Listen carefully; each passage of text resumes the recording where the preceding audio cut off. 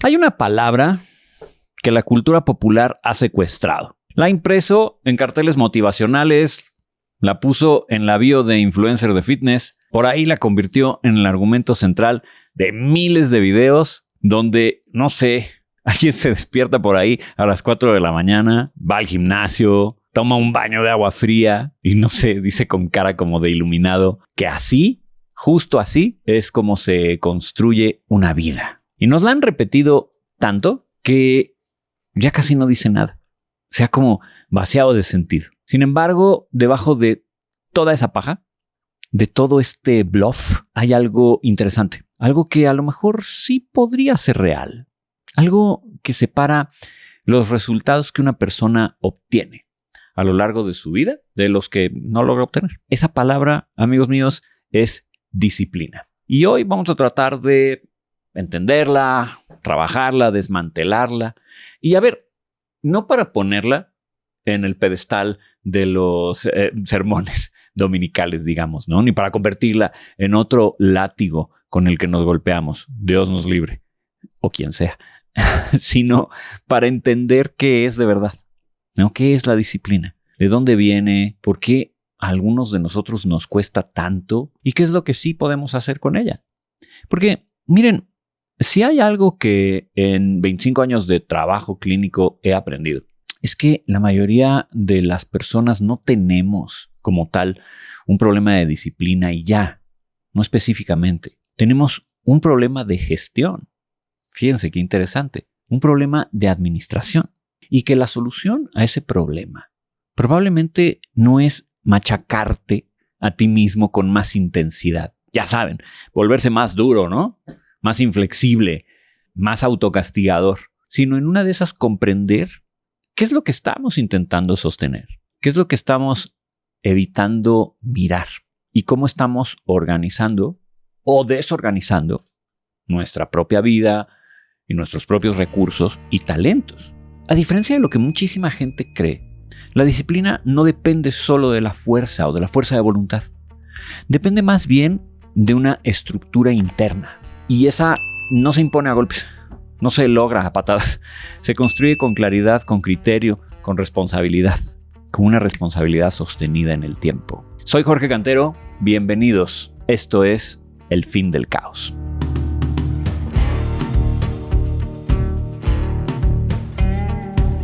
Como siempre, vamos por partes. Primero, vamos a empezar por localizar el error, si es que podemos llamarle de esa manera, ¿ok? Cuando la mayoría de las personas piensan o pensamos en disciplina, lo hacemos, como les decía, pensando en la fuerza de voluntad. Se nos hace la idea de que ese músculo invisible que algunas personas tienen y otras no, depende justamente de la voluntad. Lo piensan en términos parecidos a, no sé, como si fuera un rasgo de carácter innato. Algo que traes puesto o no traes, que traes de fábrica o no. Y si no lo traes, pues mala suerte, viejo, ¿no? Y eso es totalmente incorrecto. Es absurdo.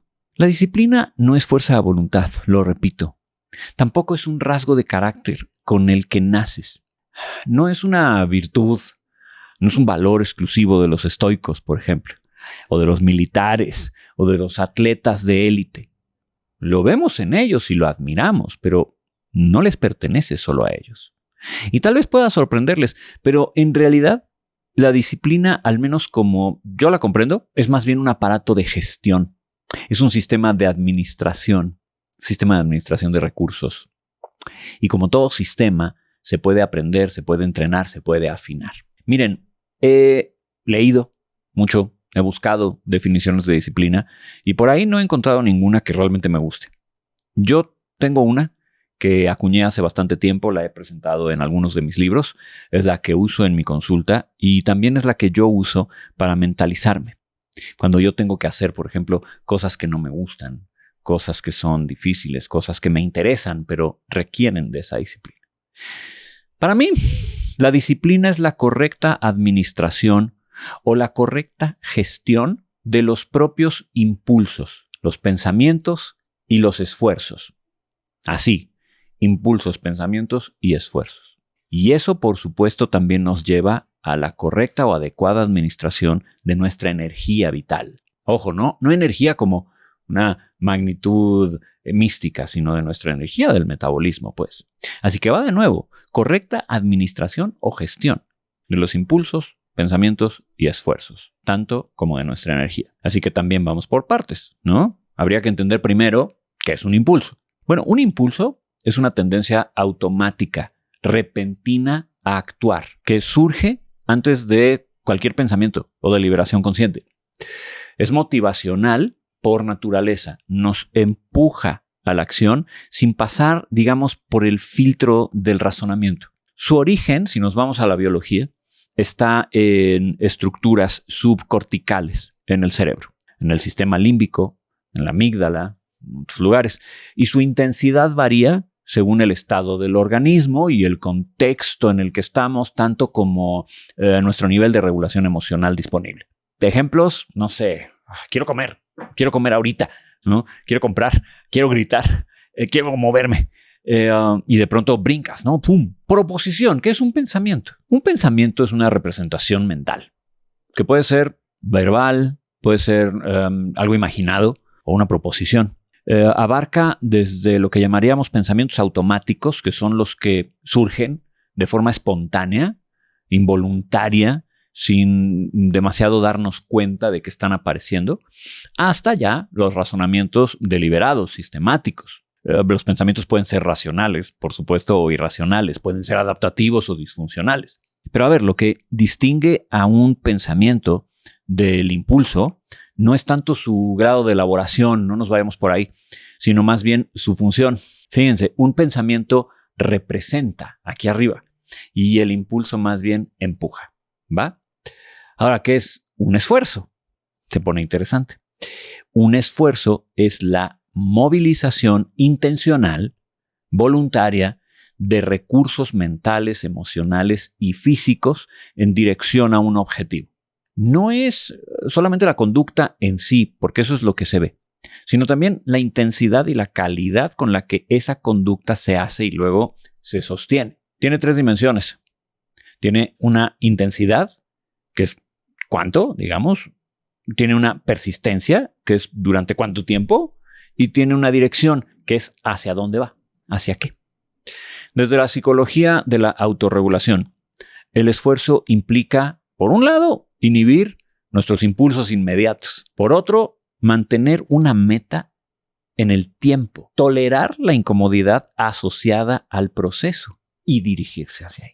Ahora bien, ¿por qué cuando hablo de disciplina hablo de una correcta administración? Bueno, porque los seres humanos no solamente somos esfuerzos aislados, pensamientos o emociones, y desde luego no solamente somos impulsos, aunque verdaderamente podemos ser muy impulsivos y muy irracionales. La verdad es que tenemos de todo. Y en la medida en la que vamos gestionando cuándo satisfacemos un impulso, cuándo y cómo, sobre todo, pensamos, y cómo afinamos ese instrumento de pensar para luego esforzarnos y trabajar, empezamos a tener diferentes resultados. Fíjense qué bonito cómo todo se va organizando de una manera armónica cuando gestionamos todo esto al mismo tiempo.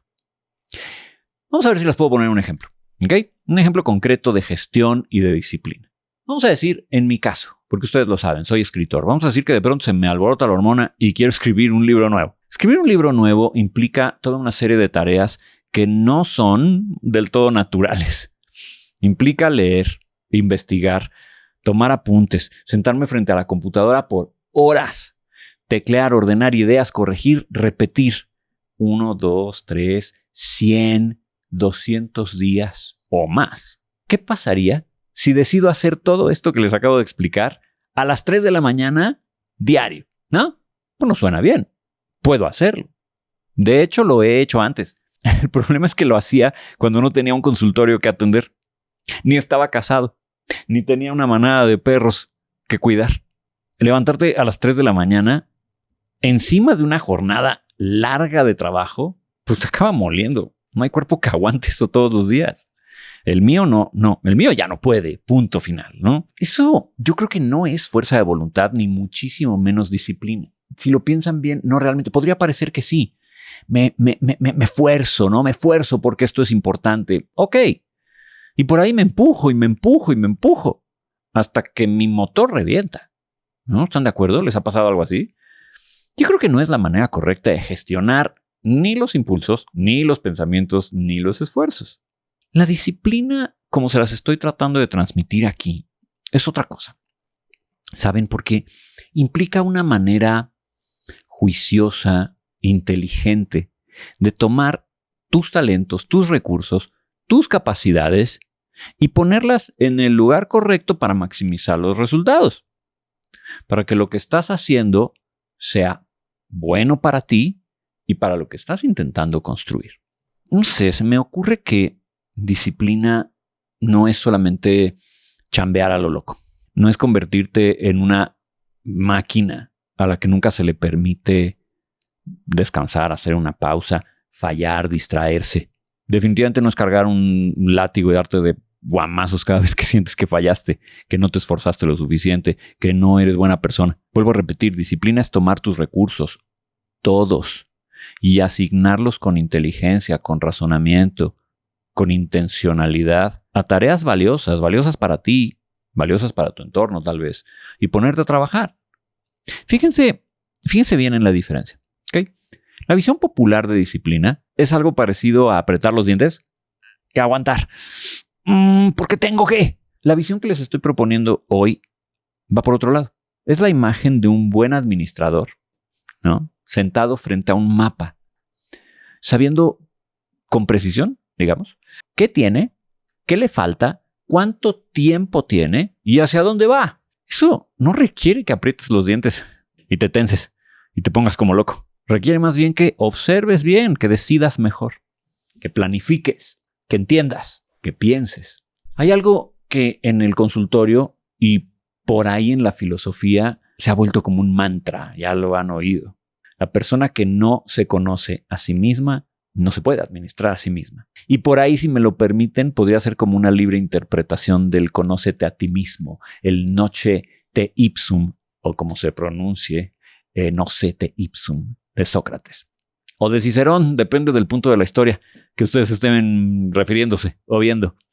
En fin, toda la cuestión es que la voluntad, por mucha que tengas, si no se puede administrar, no puedes ser disciplinado. Por más voluntad, sin conocimiento propio, no sé, es como tener gasolina sin saber a dónde vas y sin saber en qué coche estás manejando.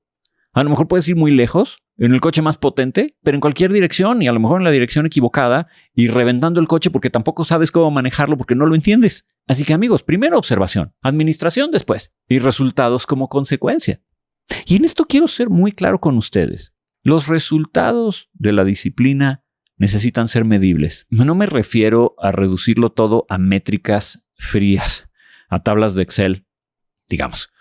Me refiero a que si la disciplina no produce ningún cambio observable en tu vida, en tu salud, que para mí sería lo más importante, en tus relaciones también, en tu trabajo, en cómo te sientes contigo mismo, algo en este sistema no está funcionando. Porque la disciplina no es una práctica espiritual, digamos, que vale por sí misma. Una forma que vale en sí mismo porque sí, es un medio, digamos, y los medios se evalúan por sus fines. Y esto, a ver, sí sé que puede sonar intimidante y hasta puedo entender que parezca hasta más exigente que la versión tradicional, ¿no? La de ser disciplinado porque tienes que ser. Pero si lo piensan bien, en realidad puede ser liberador, más bien, porque cambia la pregunta. La pregunta ya no es, ¿soy disciplinado? ¿Sí o no? Esa pregunta nos pone en un banquillo de los acusados. La pregunta que yo les estoy planteando ahora es más bien práctica. ¿Estoy administrando bien mis recursos? ¿Estoy revisando mis resultados? ¿Estoy ajustando el sistema? Esas preguntas tienen respuesta concreta y son accionables. No son magnitudes etéreas que no se pueden medir y que se pueden expandir sin control para volverse autocastigadoras, sino tareas reales que se pueden ejecutar. La pregunta medular para mí es más bien otra. ¿Para qué? ¿Para qué quiero obtener esta dichosa fuerza de voluntad? ¿Para qué quiero desarrollar disciplina? En la medida en la que un objetivo que te planteas es más deseable, más digno, más bueno, probablemente también vas a tener más ganas de llevarlo a cabo. De modo que, no sé, a lo mejor contestar esa pregunta nos lleva directamente a lo siguiente, que también es muy interesante, ¿no? Lo hemos pasado, yo lo he pasado, seguro ustedes también. Si la disciplina es tan útil y todos sabemos que lo es, independientemente de la versión que estemos practicando, si produce resultados tan claros, ¿por qué nos cuesta tanto? ¿Por qué la mayoría de los buenos propósitos que nos ponemos en Año Nuevo, por ejemplo, se mueren en febrero? ¿Por qué terminamos a veces haciendo exactamente lo contrario de lo que nos prometimos o de lo que le prometimos a alguien más? La respuesta no es que seamos flojos y tampoco es que nos falta carácter. Es muy seductor irnos por esas direcciones, pero no es tan simple. Y ya saben que a mí aquí no me gustan las respuestas simplonas. Esas de por qué eres tonto, porque no puedes, porque te falta. Aquí a mí me gusta entender y que entendamos juntos. Para mí la respuesta, amigos, es más bien evolutiva. Y esta es una palabra que yo uso mucho, me han escuchado mucho en este espacio decirlo, evolutivo. Así que vamos a hacer una pausa para explicar qué diablos quiere decir eso, ¿vale? Evolutivo. A ver, evolutivo se trata de tendencias que conservamos porque en algún momento de la historia humana aumentaron nuestras probabilidades de sobrevivir y reproducirnos. ¿Por qué permanecen? Bueno, porque la evolución no piensa, digamos, ni corrige. La evolución selecciona. Fíjense qué interesante, no piensa ni corrige, no corrige lo que no le gusta, no. Observa, digámoslo así, y selecciona. Selecciona todo aquello que ayuda o ayudó a un organismo a seguir vivo y dejar descendencia. Eso se queda. Todo lo que no ayudó en estas tareas va a tender a ir desapareciendo a través de miles de años. Es así de simple. La evolución no está optimizando tu felicidad, por horrible que suene. Está conservando lo que funciona. Es un filtro ciego que mantiene lo útil para sobrevivir, aunque a lo mejor hoy, que es un contexto totalmente diferente al de miles de años, tal vez no sea lo mejor para vivir bien o para tener calidad de vida que tanto nos interesa. De modo que el ser humano está diseñado, digamos, a nivel neurobiológico para gastar la menor cantidad de energía posible en cualquier tarea determinada, por evolución. Si podemos pensar menos, lo vamos a hacer, vamos a pensar menos. Si podemos movernos menos, nos vamos a mover menos. Si puedo delegar una tarea, la voy a delegar. Y eso no es un defecto. Durante cientos de miles de años de evolución, conservar energía era literalmente una cuestión de supervivencia. Fíjense bien. El cazador que gastaba energía innecesariamente en la sabana no llegaba a la siguiente temporada y moría. El cerebro humano es el órgano más caro que tenemos. Ya se los he dicho en otros episodios. Representa a grandes rasgos más o menos el 2% de todo nuestro peso corporal. Ahora, lo interesante es que este órgano tan pequeño consume cerca del 20% de toda la energía metabólica de nuestro organismo. Imagínense el número, 20%. Eso es un costo enorme para nuestro cuerpo. Y el cerebro lo sabe. Lo sabe tan bien que tiene mecanismos muy sofisticados para minimizar ese gasto. La inercia, repetir patrones, la procrastinación, la tendencia al hábito en lugar del pensamiento consciente. Todo eso, por extraño que parezca, es tu cerebro siendo eficiente, cuidándote. Desde su perspectiva evolutiva, está haciendo exactamente lo correcto. El problema, por supuesto, es que vivimos en un mundo radicalmente diferente en el que, digamos, aparecimos, en el que evolucionamos de manera original. En ese mundo, las cosas eran distintas, porque en digamos, nuestra supervivencia ya no depende de conservar energía para correr de un depredador, al menos no todo el tiempo. A veces sí. Depende, digamos, de invertir la energía de forma inteligente en proyectos a largo plazo. Una carrera profesional, una relación de pareja, una obra, una salud sostenida. Y ahí es donde el cerebro primitivo, en el mundo moderno, entran en choque, entran en conflicto. No es que tu cerebro te esté saboteando cuando evitas el esfuerzo. De alguna manera te está protegiendo. El problema es que lleva muchísimos años, miles de años sin actualizarse. Así que cuando alguien me dice, Jorge, es que soy muy flojo, yo lo que escucho es algo distinto. Yo escucho, diablos, mi cerebro está haciendo lo que aprendió a hacer durante miles de años de historia. Y ahí no hay culpa, ¿saben? Lo que hay es un punto de partida muy específico. Y es que, a ver, Grábense esto. La disciplina nunca va a ser, nunca ha sido el estado natural del ser humano. La disciplina siempre va a requerir un esfuerzo deliberado. No porque estás roto, defectuoso, ni porque no operas bien, sino porque estás construido de otra manera. La disciplina es una tecnología cultural, no un instinto biológico. ¿Ok? Tecnología cultural. Ahora bien, ese esfuerzo deliberado puede reducirse enormemente si entiendes el sistema, si sabes cuándo tienes más energía cognitiva y aprovechas ese momento para las tareas más exigentes. Si, por ejemplo, construyes hábitos de tal manera que tu cerebro deja de tener que decidir conscientemente tanto y simplemente ejecutar buenas acciones, buenos métodos de manera automática. Si diseñas tu entorno para que la opción disciplinada sea más fácil, más obvia y no la más difícil, el esfuerzo también va a ser menor. Así que no se trata solamente de forzar al cerebro, se trata de trabajar con él. Ahora, a ver, amigos, hay dos maneras fundamentales de acercarse a la disciplina y no exagero cuando digo que la diferencia entre una y otra puede ser también la diferencia entre poder sostenerse a lo largo del tiempo sin agotarse en el intento, ¿vale? Lo primero yo lo llamaría una intención o una mentalidad o un motor en negativo. Este motor funciona por sustracción. Es el que quiere reducir algo. No sé, me veo en el espejo y no me gusta lo que veo. Obtengo mis análisis de sangre y me asustan. Entonces tengo que hacer algo. Me siento exhausto, vacío, desbordado. Y quiero que todo eso se detenga, ¿no? Si lo observan bien, este motor negativo lo que está intentando es disminuir grados de malestar en mi vida. De restar. Por eso es negativo, no por malo, sino porque, vuelvo a repetirlo, resta grados de malestar. Esta urgencia, amigos, puede ser poderosísima. Es la que nos saca de la cama cuando no queremos levantarnos. Es la que nos pone en el consultorio del médico cuando llevamos años evitándolo.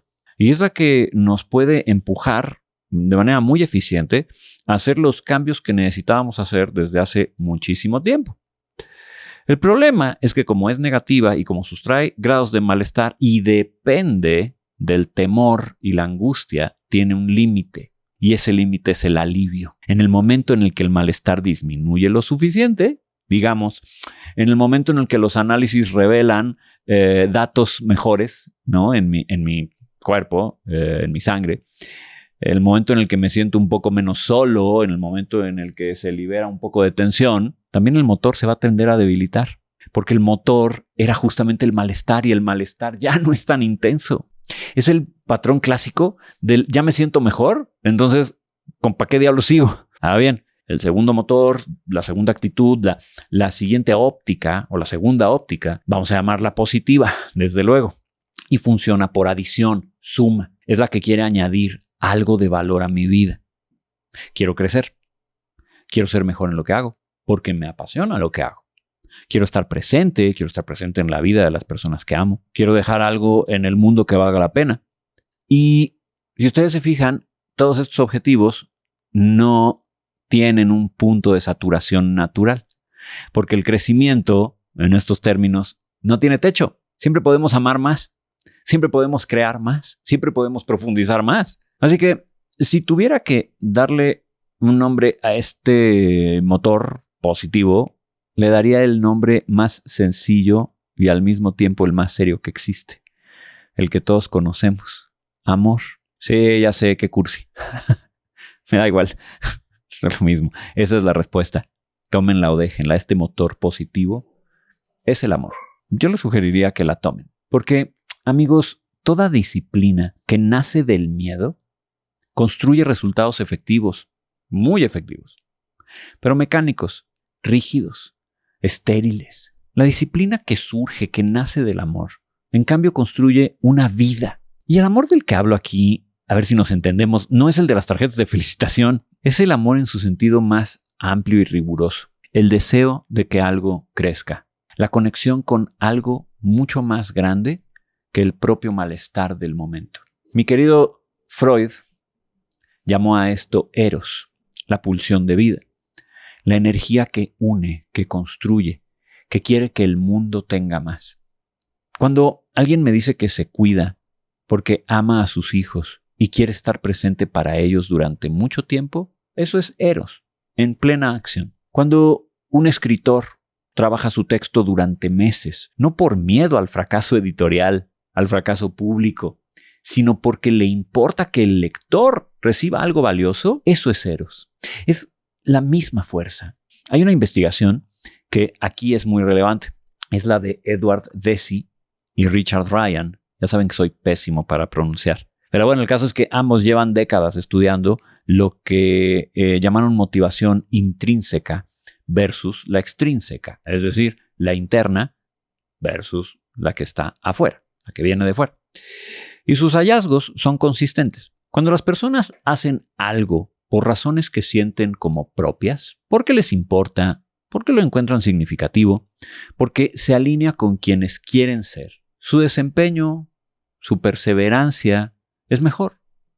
Su bienestar es más alto. Cuando, en cambio, hacen lo mismo, pero, no sé, puede ser por presión externa, por miedo, por temor a consecuencias o simplemente a, no sé, la tendencia a querer ganar recompensas materiales, los resultados tienden a ser más frágiles y el costo emocional es mucho, mucho mayor. Dicho en términos menos académicos, la zanahoria funciona mejor que el garrote. Esa zanahoria que todos perseguimos, ya saben. Y la mejor zanahoria de todas, así de todas las que se te pueda ocurrir, es el deseo que está impulsado por el amor. Cosa que hace mucho sentido con el autor Jeff Hayden, que plantea en su libro The Motivation Myth una teoría que complementa esto que estamos platicando de una manera que, bueno, al menos cuando lo leí me pareció muy difícil de discutir. Él dice que la motivación no es el punto de partida de la disciplina, sino su consecuencia. La mayoría de nosotros esperamos sentirnos motivados para empezar, siempre estamos buscando la motivación. Pero Hayden argumenta que es exactamente al revés, que lo que deberíamos hacer primero es empezar y luego producir un resultado pequeño. No necesita ser grande, basta con que sea real y medible. Ese resultado, a su vez, va a generar una sensación de logro. Y esa sensación de logro va a generar motivación, de la de a de veras. Esa motivación es la que te va a mover hacia el siguiente ciclo. Así que la secuencia sería más bien éxito, motivación, más éxito, más motivación. Y de ahí, transformación. No al revés. No es al revés, nunca es al revés. Lo que Hayden descubrió es que la trampa en la que la mayoría de nosotros caemos es esperar a que se active la motivación antes de actuar y así, por supuesto, no pasa nada, porque la motivación nunca llega sola, no es una chispa que se prendió y ya se queda ahí. La motivación más bien es algo que nos ganamos, que producimos y se produce haciendo, no esperando. La creatividad y la disciplina no son enemigas. Y es importante que nos detengamos un momentito aquí, porque hay un malentendido que aparece con mucha frecuencia cuando se habla de disciplina y vale la pena que pongamos atención. ¿Okay? La idea de que la disciplina y la creatividad no se llevan bien, porque la disciplina es como este administrador y gestor que organiza y la creatividad es como algo loco, ¿no? Miren, el malentendido me parece comprensible. En esta locura tendemos a creer que la creatividad tiene fama de ser caótica, de llegar cuando quiere, de que no puede ser forzada. Y la disciplina, en cambio, tiene la fama de ser rígida, de ser estructurada, de ser mecánica. Hay algo de cierto, no en la rigidez, pero sí en lo mecánico. De modo que al ponerlas juntas, pues pareciera como una contradicción, ¿no? Pero la realidad, si lo ven bien, es totalmente al revés, porque la creatividad sin disciplina es puro potencial desperdiciado. Miren, yo lo sé desde adentro, se los digo, yo soy una persona muy creativa, sí. Se me ocurren muchísimas ideas todos los días, tantas que no creo que vaya a tener tiempo en mi vida para desarrollarlas todas. Es todo el tiempo. Si yo dejara correr esta creatividad sin ningún sistema de gestión y administración, el resultado nunca sería una obra funcional, agradable, sino más bien sería desorden, puro desorden. Un montón de comienzos, un montón de principios y ninguna conclusión real. Así que la creatividad sí es un recurso extraordinario, pero tiene un lado oscuro, porque como me pasa a mí, puede volverte disperso, inconsistente, puede hacerte perseguir la novedad en lugar de la profundidad. Y la profundidad, digamos, las obras que realmente dicen algo, los trabajos que realmente transforman, requieren que en algún momento elijamos, que digamos sí a una cosa y tal vez no a 20 otras. Y elegir siempre es un duelo, ¿saben? Cada sí lleva implícito un no a todo lo demás. Pero eso es exactamente lo que hace la disciplina. Te ayuda a elegir bien. Ya lo decía Picasso, o al menos creemos que lo decía Picasso, y lo hacía con cierta elegancia. La inspiración existe, pero tiene que encontrarte trabajando. No sentado esperando, trabajando. Tal vez la idea, como diría Picasso, es sentarnos primero y ponernos a trabajar. Tal vez la creatividad y la inspiración vengan después. Me gustaría contarles, aprovechando la oportunidad, sobre una investigación que cambió la forma en la que la psicología piensa el éxito. Y uso esa palabra con cierta incomodidad, porque la madre también se ha vaciado hasta el grado casi del absurdo. Éxito. ¿No? ¿Y qué diablos significa eso en pleno 2026? ¿Nos atrevemos a definirla? Tal vez éxito podría significar resultados excepcionales a lo largo del tiempo. Eso es lo que podríamos llamar éxito en este contexto. Y Angela Duckworth, escritora del revolucionario libro Grit, se puso a trabajar en este tema. Ella es psicóloga de la Universidad de Pensilvania y antes de dedicarse a la investigación fue maestra en escuelas de alto riesgo, de alto peligro y de alto riesgo académico. Y lo que notó en todos esos años, la inquietud. Lo que notó es que los estudiantes a los que mejor les iba no eran necesariamente los más inteligentes.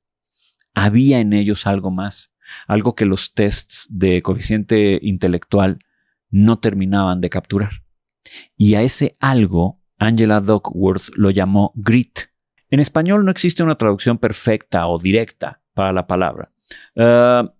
Si apuramos, sería más bien una extraña mezcla entre perseverancia, pasión sostenida y resistencia ante el fracaso. Grit, digamos en inglés, refiere a la aspereza de la arena. Y en este sentido no es solo no rendirse. Es la capacidad de mantener, fíjense bien, el interés y el esfuerzo hacia un objetivo a largo plazo, incluso cuando no hay recompensa inmediata, incluso cuando los resultados pueden llegar a tardar bastante en ocurrir, incluso cuando el proceso puede ser aburrido o difícil. Los hallazgos de esta investigadora fueron provocadores. El grit produce éxito en contextos muy distintos, por ejemplo, académicos, militares, laborales, y lo hace de manera consistente, mucho mejor que la inteligencia, mucho mejor que el talento y mucho mejor que los recursos económicos. La inteligencia abre puertas, pero la perseverancia, dice Angela, construye casas. ¿Por qué? Porque el tiempo es el factor que casi todos subestimamos. El tiempo. Los grandes resultados en casi cualquier campo no suelen ser producto de un golpe absoluto de genialidad. Son más bien producto de años y años y años de trabajo acumulado. Así que el problema con la inteligencia, con el talento, con la creatividad incluso, es que ninguna de ellas va a ayudarte a quedarte en la tarea cuando la tarea se pone difícil, cuando la tarea se pone complicada, cuando la tarea se pone dolorosa incluso. Solo la perseverancia puede hacer eso. Las personas con un alto nivel de grit han hecho algo mucho más que simplemente aguantar más en el tiempo. Han cambiado su relación con la recompensa y migraron más o menos de manera consciente de una mentalidad de recompensa inmediata y a corto plazo hacia una de recompensa a largo plazo. Y eso es el gran diferencial. Esto Es el gran diferencial, pero al mismo tiempo se ha vuelto muy difícil en el mundo en el que vivimos. Si lo piensan bien, hemos construido una civilización que tiene una infraestructura gigantesca dedicada específicamente a la gratificación instantánea. A ver, la pantalla que tienes justamente en tu bolsillo o en la mano, si es que estás viéndome desde él. Esa pantalla es, entre otras cosas, una máquina de recompensas a corto plazo. Cada notificación, cada like, cada video que termina y te propone otro inmediatamente. Todo eso, de hecho, está diseñado para satisfacer el deseo de recompensa inmediata de un cerebro humano que evolutivamente está encantado con esto. Encantado y encandilado. El problema, a ver, ya lo he dicho antes, no es la tecnología en sí misma, sería absurdo. Lo repito, ustedes me están viendo a través de una pantalla de estas. El problema es lo que ocurre cuando esta lógica de lo inmediato se extiende a toda tu relación con la realidad.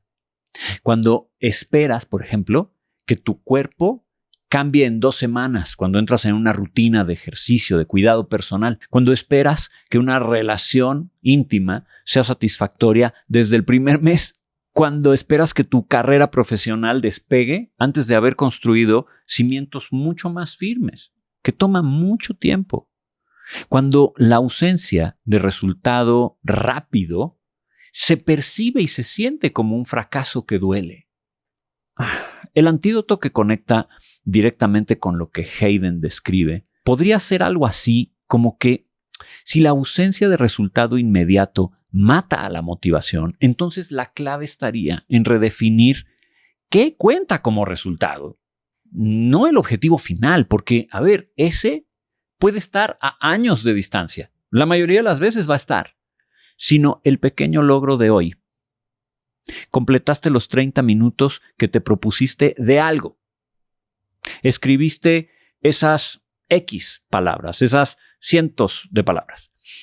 Fuiste a la reunión cuando no tenías ganas. Todo eso es un éxito. Es pequeño, pero es real y medible. Y el cerebro, que recuérdalo, es un administrador muy estricto de la energía, va a responder a eso con dopamina. Sí, la famosa dopamina. Con esa señal interna que dice, ¡ay, esto valió la pena! Esa señal es gasolina. Es la gasolina que sostiene la persistencia cuando el objetivo todavía está muy lejos. Así que diríamos que la persona que persevera no es la que tiene más fuerza de voluntad, es la que ha aprendido a nutrir este proceso con pequeños éxitos cotidianos.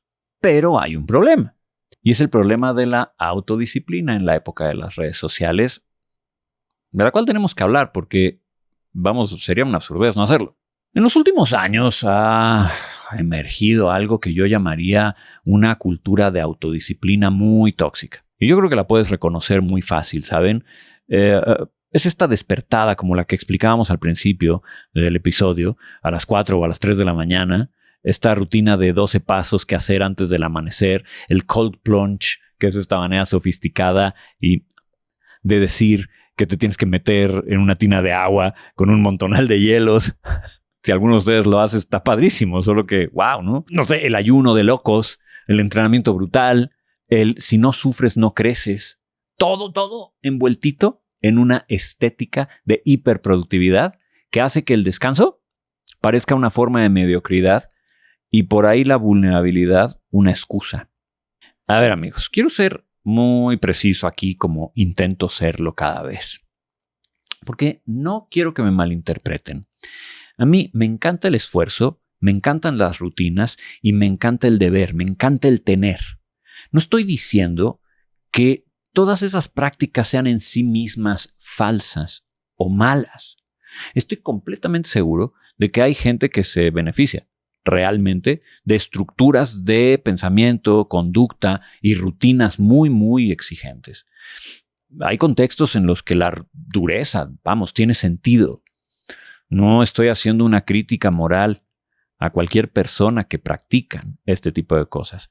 Estoy tratando de hacer más bien una crítica clínica derivada de lo que veo en mi práctica como psicólogo. Porque en el consultorio he visto con mucha frecuencia, y vamos, con frecuencia creciente, lo que sí puede llegar a producir en ciertas personas esta exposición constante a este tipo de narrativas. En algunas personas no produce disciplina, al menos no siempre. A veces produce vergüenza, a veces produce culpa, y la vergüenza por ahí es uno de los peores motivadores que existe para el cambio sostenido. ¿Saben? La vergüenza, este sentimiento de lo estoy haciendo mal, de soy terrible, paraliza. Genera el efecto contrario de lo que estaría buscando el esfuerzo. La persona termina comparándose constantemente con el ideal imposible del gurú de las 5 de la mañana y no llega a ese ideal. Así que concluye, necesito esforzarme más. Concluye, yo no sirvo para esto. Y tal vez abandona. Y a ver, esto no solamente es clínica, no solamente es lo que yo me encontraba en el consultorio. Hay investigación. Hay investigación organizacional, por ejemplo, que lo confirma. Los jefes duros, intimidantes, que presionan con miedo y con látigo, sí que producen resultados a corto plazo. Resultados altos, ¡Fum! Pero tarde o temprano generan mayor rotación, burnout y la caída estrepitosa que viene con todo esto. ¡Fum! Un estudio reciente de la Universidad Estatal de Portland encontró que la supervisión abusiva, constante, tremenda, lleva a los subordinados a sentirse deshumanizados, como herramientas y no como personas. Imagínense lo que esto desencadena, ¿no? Imagínense lo que esto produce. Por supuesto, un agotamiento muy severo y el colapso final de la colaboración. En cambio, y creo que esto es muy obvio, o a lo mejor no tanto, ¿no? Que no sería más frecuente. Las organizaciones que incorporan liderazgo empático logran resultados financieros sostenibles, menos espectaculares al principio, pero mucho más sostenidos a la larga. ¿Sería una falsa analogía decir que lo mismo aplica a la relación que tienes contigo mismo? Tal vez no, porque si lo piensas, tú puedes ser tu propio jefe tóxico, micromanager, súper exigente, súper salvaje. O puedes ser tu propio líder, inteligente, empático. La disciplina real se parece más a este líder. La disciplina que se construye sobre la vergüenza, amigos, no es disciplina. Es una forma elegante de maltrato. Y el descanso nunca es el enemigo de la disciplina. De hecho, es indispensable para tener disciplina. Es parte de ella. Y no lo estoy diciendo como consuelo agradable o para que te sientas bien. Lo estoy diciendo porque la neurociencia del desempeño es muy clara en esto. La consolidación del aprendizaje, por ejemplo, la recuperación de ese aprendizaje, la recuperación cognitiva y la regulación emocional, todo esto ocurre durante el descanso. Un cerebro que no descansa no puede aprender bien, no puede regular bien y no produce bien. La imagen de este atleta perfecto que entrena sin parar hasta romperse tiene que dejar de ser la imagen del éxito. Es más bien la imagen de un sobreentrenamiento, que es una patología real, con consecuencias reales. De modo que, si la disciplina es un aparato de gestión, ese aparato tiene que incluir el descanso y el tiempo libre, no como un regalo que te das cuando te lo mereces o cuando ya no hay nada que hacer. Es más bien como una variable más de un sistema que estamos construyendo y que es tan necesaria como la consistencia, tan necesaria como el esfuerzo. Miren, al menos yo no puedo escribir como lo hacía a los 22 años, ya se los he dicho. Ahora a los 50, dando entre 8 y 10 horas de terapia al día, si me pusiera a escribir a lo bestia, como en algún momento solía hacerlo, o me gustaría poder seguir haciéndolo, me rompería en pedazos. ¿Y saben por qué lo sé? Porque lo he intentado y no funciona. Terminaría por no escribir nada coherente en lo absoluto o nada legible o nada de calidad. La clave no es solamente maximizar el esfuerzo a lo bruto, es optimizarlo. Y ahí hay una diferencia abismal. Hay una diferencia clave y grande. Así pues, creo que una pregunta interesante sería si hay algo que desarrollar antes que la disciplina para que la disciplina funcione. Y sí, yo pienso que sí, y se trata del carácter. Y ya sé, pueden pensar que ahí voy de nuevo, con el carácter y la ética. Miren, la cosa es que sí, tiene sentido. Síganme un poquito. Porque vale la pena y vale la pena entenderlo. Pero primero necesito hacer una distinción, ¿vale?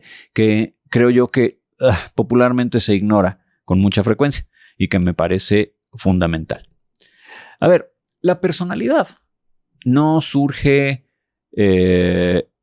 de una construcción, digamos, no la hacemos nosotros, sino que más bien emerge. Nacemos, estamos en el mundo, empezamos a interactuar con las personas que nos rodean, nuestra familia, nuestro entorno, nuestra cultura, y la personalidad ocurre. Es un mecanismo de adaptación, una forma que encontró tu psique para navegar en el entorno específico en el que apareciste. No la eliges, como les digo, simplemente pasa. El carácter es diferente. El carácter también puede partir de lo que heredamos, de los valores del entorno, de los modelos que tuvimos y que nos formaron, pero es algo más bien que vamos construyendo de manera mucho más activa. ¿Okay? Es un conjunto de creencias, de valores, de ideas sobre uno mismo, de virtudes cultivadas, de principios que vamos eligiendo y desarrollando a lo largo del tiempo. Eso es el carácter. Ya Aristóteles, si no me equivoco, lo decía hace más de 2000 años. La virtud no es un estado, es un hábito. No somos valientes solo porque lo decimos. Somos valientes porque hemos practicado la valentía hasta que se vuelve nuestra respuesta natural frente al miedo. De modo que, siguiendo a Aristóteles, no nacemos con carácter, lo construimos acto a acto, decisión a decisión. La relación entre el carácter y la disciplina es esta. La disciplina requiere de una identidad que la sostenga. Necesitas saber quién quieres ser para poder tomar decisiones consistentes en esa dirección. Sin eso, digamos, la disciplina no tiene un ancla, sino que más bien flota, ¿no? Va a estar cambiando de forma según el estado de ánimo del día o del momento. Cuando en cambio alguien tiene claro que, por ejemplo, yo soy alguien que honra sus compromisos, no solamente como una aspiración, como un deseo vago, sino como una descripción de quién eres, las decisiones difíciles se vuelven muchísimo más manejables. Y ojo, no porque el esfuerzo desaparece, sino porque ya no hay que deliberar cada vez que nos proponemos algo. Ya no tenemos que preguntarnos si nos vamos a levantar temprano hoy. Cuando desarrollas el carácter, te conviertes en alguien que se levanta temprano. Y aquellas personas que son, por ejemplo, alguien que hace X, lo que sea, y van y hacen eso, entonces terminan por ser alguien que consistentemente hace eso. Aquí ocurre algo que tanto Aristóteles como Hayden describen desde ángulos muy distintos, pero con la misma conclusión, que se llega a un punto en el que ya no necesitas motivación externa para hacer lo que haces. No porque la motivación haya dejado de importar, sino porque ya no eres solamente alguien que hace algo. Te vuelves ese algo, digamos, eres ese algo. Ya no eres solamente alguien que corre, eres un corredor. Ya no eres solamente alguien que cuida de vez en cuando su cuerpo.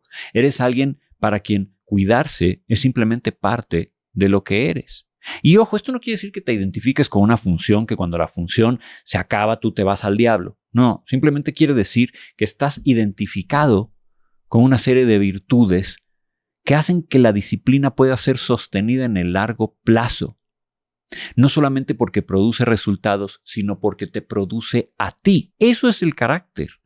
Y esa es la base sobre la cual podemos construir algo muchísimo más real, mucho más verídico y mucho más objetivo. Así que bueno, a ver, para ir cerrando esta larguísima conversación, me gustaría irme con algo muy concreto, ya que me queda claro que este episodio ha sido muy conceptual y así tiene que ser necesariamente, porque si no entendemos lo que estamos construyendo, también es muy difícil construirlo bien, ¿vale? Pero me gustaría que se fueran con algo que pueden usar.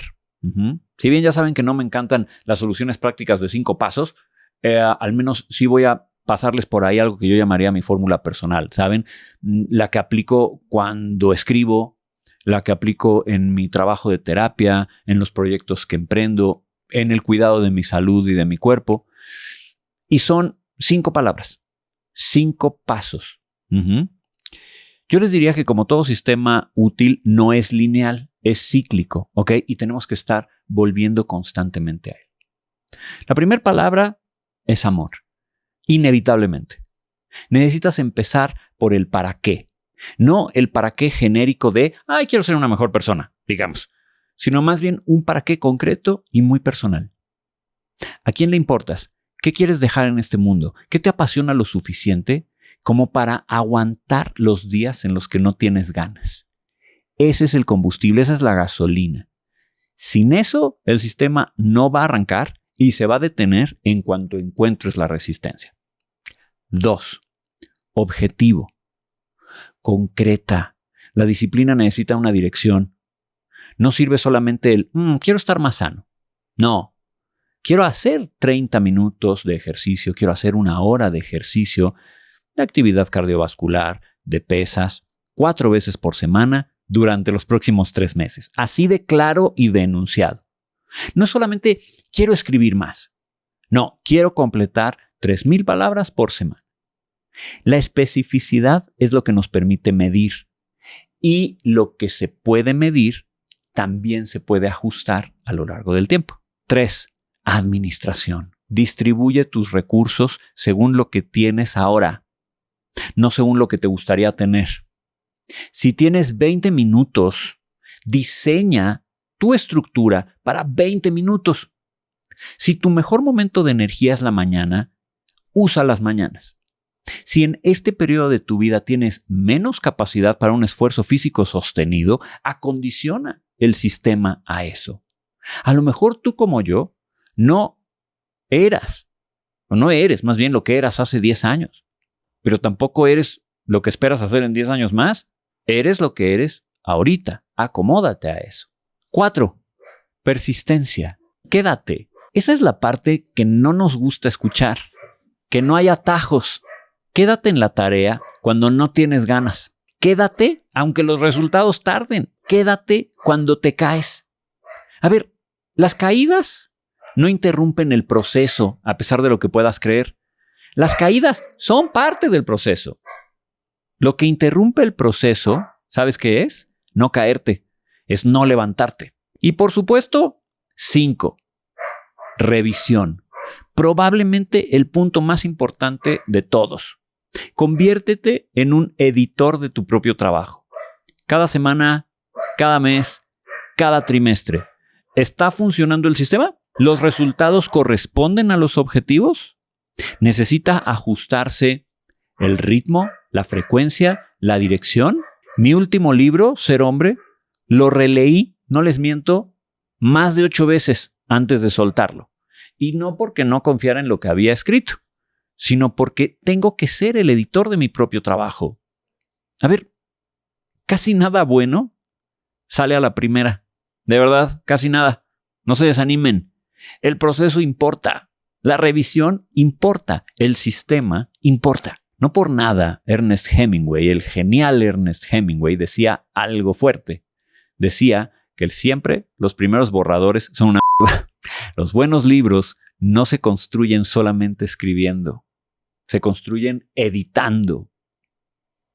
Una genial inspiración sin un editor que da forma, estructura y sentido no trasciende. ¿Saben por qué? Porque es egocéntrica. Porque termina siendo poco entendible. A lo mejor por ahí sofisticable, pero ilegible. Cuiden que no les pase lo mismo en su vida. Quisiera dejarlos con una imagen. Imaginen a 2 personas que quieren construir algo.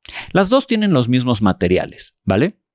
Las 2 tienen la misma cantidad de tiempo. La gran diferencia es esta.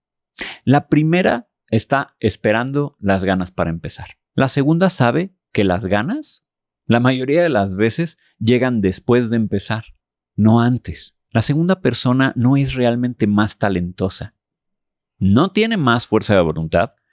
No necesita despertarse a las 4 de la mañana sintiéndose increíble. De hecho, se despierta con exactamente el mismo cerebro que todos, con el mismo que tienes tú y con el que tengo yo. Con la misma tendencia a la inercia, con la misma resistencia que tenemos todos, pero probablemente ha entendido algo que la primera todavía no, y es que la disciplina no es un estado de ánimo, la disciplina es un sistema.